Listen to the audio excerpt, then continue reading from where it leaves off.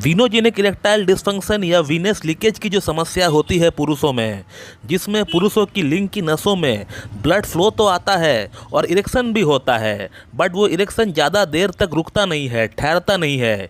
ये आपका लिंग के अंदर जो वेन्स है, उसके अंदर जो वल्व है, वो जब ख़राब हो जाती है तब आपका लिंग के अंदर से ब्लड का लीकेज होना स्टार्ट हो जाता है और एज अ रिजल्ट आपका इरेक्शन फर्म इनफ नहीं रह पाता है, वो गिर जाता है। और इसी कंडीशन को हम लोग मेडिकल टर्म पे वीनस लीकेज या फिर वीनोजेनिक इरेक्टाइल डिस्फंक्शन कहते हैं। और आज इस वीडियो में इस प्रॉब्लम से ओवरकम करने के लिए मैं एक होम्योपैथिक कॉम्बिनेशन आप लोगों को बनाना सिखाऊंगा, जिसका इस्तेमाल करने से आप बड़ी आसानी से इस प्रॉब्लम से ओवरकम कर पाएंगे, आप निजात पा पाएंगे। तो मैं डॉक्टर सुप्रियो दत्ता और आप सभी का फिर से एक बार बहुत बहुत स्वागत करता हूं अपने इस YouTube channel homeo care tips पे।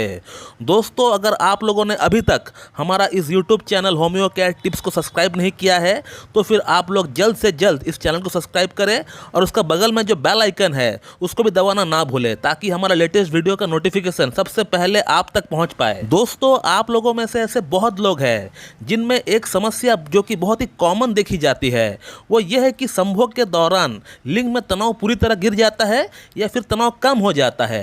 तो वे लोग ये सोचते हैं कि शायद मेरा अंदर वीनोजेनिक इरेक्टाइल डिस्फंक्शन उत्पन्न हो चुका है। तो यहाँ पर मैं आप लोगों को ये बोलना चाहूँगा कि वीनोजेनिक इरेक्टाइल डिस्फंक्शन की समस्या कोई आम समस्या नहीं है। ये हजारों पेशेंट में से 2 या 3 पेशेंट को ही असल में यह प्रॉब्लम डायग्नोज होती है। तो वीनोजेनिक इरेक्टाइल डिस्फंक्शन कोई कॉमन समस्या नहीं है, कोई आम समस्या नहीं है।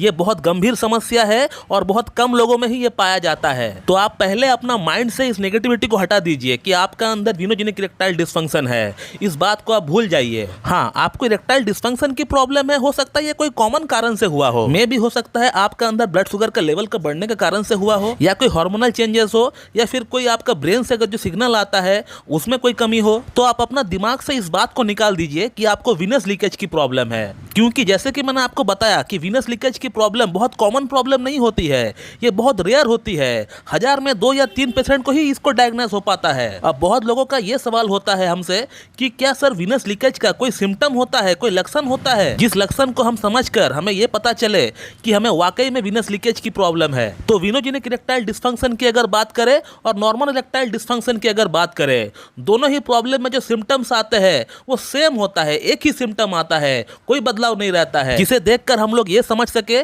कि इस पेशेंट को वीनोजेनिक इरेक्टाइल डिस्फंक्शन की प्रॉब्लम है और इस पेशेंट को नॉर्मल इरेक्टाइल डिस्फंक्शन की प्रॉब्लम है। वीनोजेनिक इरेक्टाइल डिस्फंक्शन पेशेंट को है या नहीं, इस बात को डायग्नोज करने के लिए हम लोग पेशेंट का पिनाइल कलर डॉपलर करवाते हैं या फिर एमआर वेनोग्राफी कराते हैं या फिर सीटी वेनोग्राफी कराते हैं हम लोग पेशेंट को। इससे हम लोग पता कर सकते हैं कि कहीं पेशेंट को वीनोजेनिक इरेक्टाइल डिस्फंक्शन है या नहीं। लेकिन एक सिम्टम जो वीनोजेनिक इरेक्टाइल डिस्फंक्शन में जो मैंने अनुभव किया है मेरे प्रैक्टिस के दौरान, वो ये है कि जिन पेशेंट को वीनोजेनिक इरेक्टाइल डिस्फंक्शन होता है, उनका जो हिप्स का रीजन होता है, जो थाई का रीजन होता है, जो लोअर एब्डोमेन होता है, वहां उस एरिया पे पेशेंट को एक अजीब सी नमनेस, एक सुनपन फील होता है। जब भी पेशेंट बहुत देर तक एक चेयर में बैठकर काम कर रहा होता है और जब वो अचानक से उठता है तो फिर उनको वहां पे एक नमनेस सी फील होता है, हिप्स की रीजन में एक सुनपन सी फील होता है। ये मैंने नोटिस किया है कि जिन पेशेंट को वीनोजेनिक इरेक्टाइल डिस्फंक्शन की प्रॉब्लम है, उनमें से कम 90% पेशेंट के अंदर ये प्रॉब्लम हमें देखने को मिलता है। और अब हम बात करेंगे उस होम्योपैथिक कॉम्बिनेशन के बारे में। Venogenic erectile dysfunction homeopathic combination कैसे बनाते हैं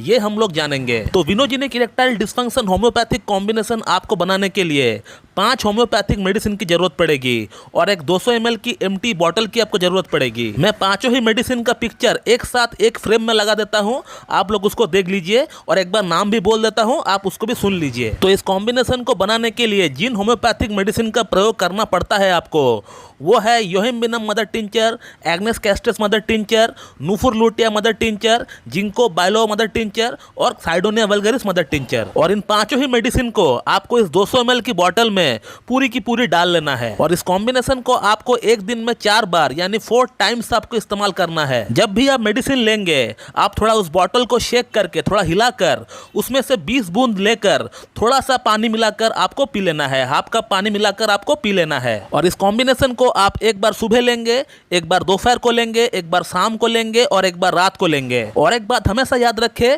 कि आपको इस मेडिसिन को हमेशा खाना खाने के बाद ही लेना है। इस कॉम्बिनेशन को आप सुबह एक बार नाश्ता करने का 10 मिनट बाद लीजिए, एक बार लंच करने का 10 मिनट बाद लीजिए, शाम को 5 से 7 बजे का बीच जब नाश्ता करते हैं उसका 10 मिनट बाद लीजिए, और रात को जब खाना खाते हैं, जब डिनर करते हैं, उसका 10 मिनट बाद आप लीजिए। और इस कॉम्बिनेशन को आपको हर दिन इसी तरह से कम 3 महीना तक कंटिन्यू आपको इस्तेमाल करना है। तो जिन लोगों का लैब रिपोर्ट में विनोजेनिक इरेक्टाइल डिस्फंक्शन डायग्नोस हो चुका है और वे लोग अगर कंटिन्यू इस कॉम्बिनेशन का इस्तेमाल करेंगे तो आप देख पाएंगे कि आपका अंदर बहुत ही बढ़िया इंप्रूवमेंट आ रहा है। जैसे ही इस कॉम्बिनेशन को लेते हुए 2 से 3 हफ्ता हो जाते हैं, आप अपना अंदर बहुत सारे चेंजेस देख पाएंगे। आप देख पाएंगे कि जो इरेक्शन सस्टेन नहीं हो पा रहा था वो इरेक्शन अब सस्टेन हो रहा है, वो इरेक्शन रुक रहा है अभी। इसके अलावा आप देख पाएंगे आपका लिंग की जो एक ओवरऑल हेल्थ है उसमें भी काफी इंप्रूवमेंट आपको देखने को मिलेंगे। तो दोस्तों, इस तरह से आप विनोजेनिक इरेक्टाइल डिस्फंक्शन कॉम्बिनेशन को आप अपना घर पर ही बना सकते हैं, और घर पर बनाकर ही जिस तरह से मैंने आपको इस्तेमाल करने के लिए कहा